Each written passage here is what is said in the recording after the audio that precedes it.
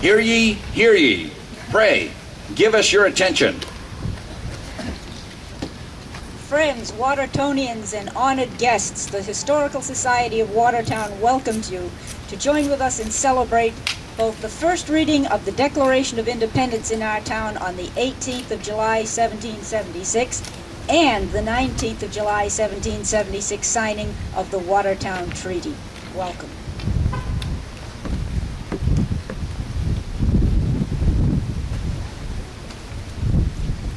Friends, as you may know, our headquarters, the Edmund Fowle House, was requisitioned in April 1775 for the use of the council, the executive branch, when the Massachusetts legislature convened here during the first year and a half of the Revolutionary War.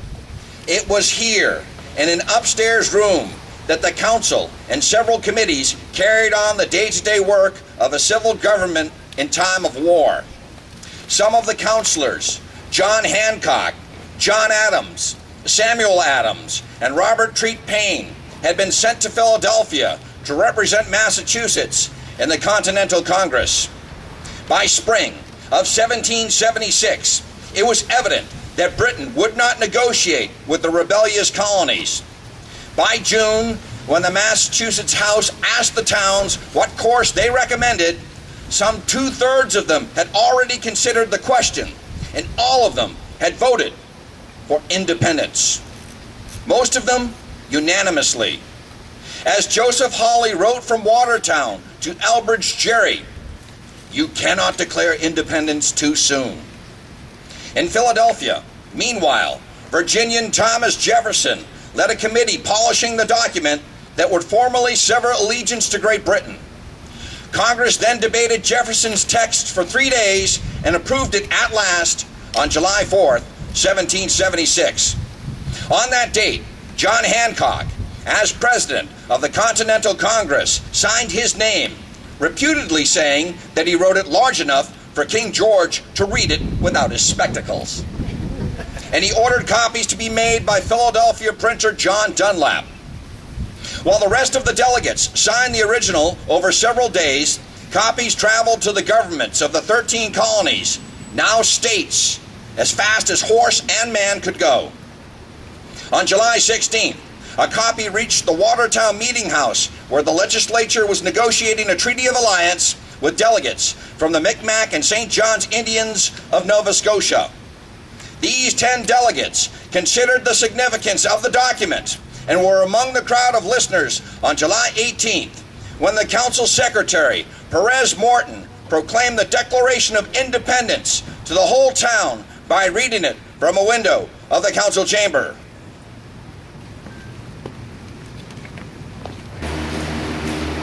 Good afternoon. I am President Bowdoin. The St. John's and Micmac tribes are now our brothers and become one people with the United Colonies. These colonies have lately, by their great council at Philadelphia, declared themselves free and independent states by the name of the United States of America.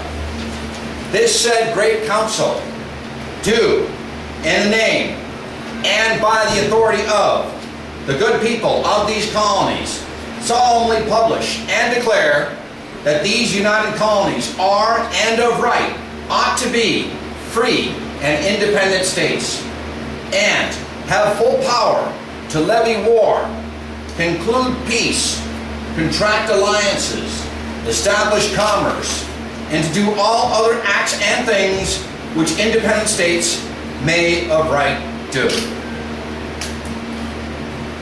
You may depend upon it that we will not break our word. We will allow all that are here present hear us, and the God of heavens hear us. And we will engage in the war, for we are brothers. We would not lie to save our right hand. We pledge our faith, and we will do what we promise. And now, we shall sign the treaty.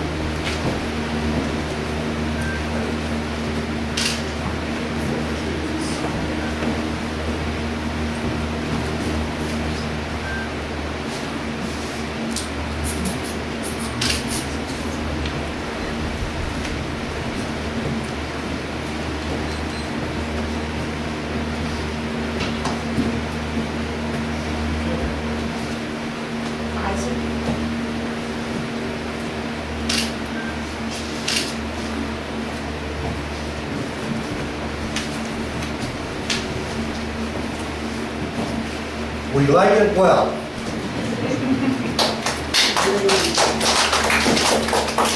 Can we get the handshake one more time? Everybody want to get a shot of that? Great. We're stuck. Thank you. Here's the United States and the treaty with the Big Mac. Hip, hip, hip, hip.